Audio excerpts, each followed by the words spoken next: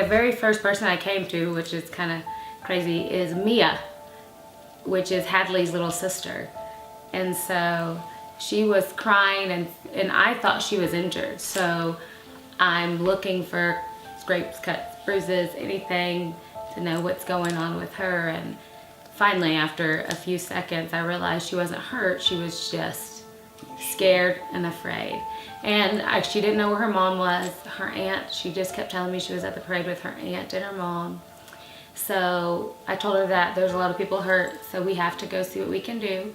She can stay with me. And she literally buried her head underneath my sweater. And she walked with me to each person that we were just trying to help. And then Randy Blake, who I believe he's the assistant fire chief, or I don't know. He's a fireman in town. Grew up with him. He's my brother's age. He kept telling me, we have to go over here. She's red 1. I'm like, this lady over here isn't red 1.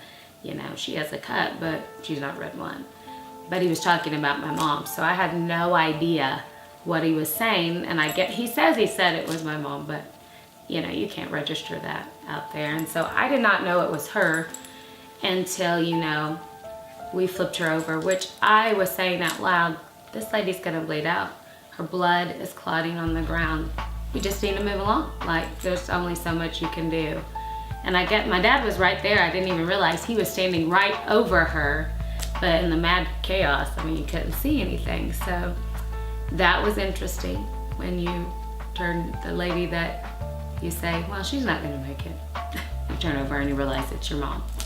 But all she was talking about was, please don't cut my jeans. That was all she was worried about in that moment, when I'm thinking, oh my Lord, like I can see every vein, artery. I don't know what's fixing to happen. She's like, oh, don't cut my new jeans. Like, I just got these jeggings a couple of days ago. I'm like, oh my gosh, are you kidding me? Like, are you joking me right now? So that's what she was concerned about. So, you know, I mean, it had to definitely be a godsend, because she doesn't really take meds. She never has. You know, if they would have pushed the amount of epi they would have pushed on anybody else, she probably would have made it. She probably would have bottomed out. So they got her stable, did what they could, and she was the very first one out. The EMT told me that, well, actually the flight medic told us that family couldn't go to the plane.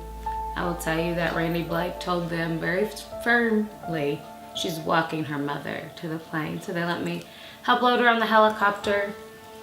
Then I turned around, went back to see what was needed.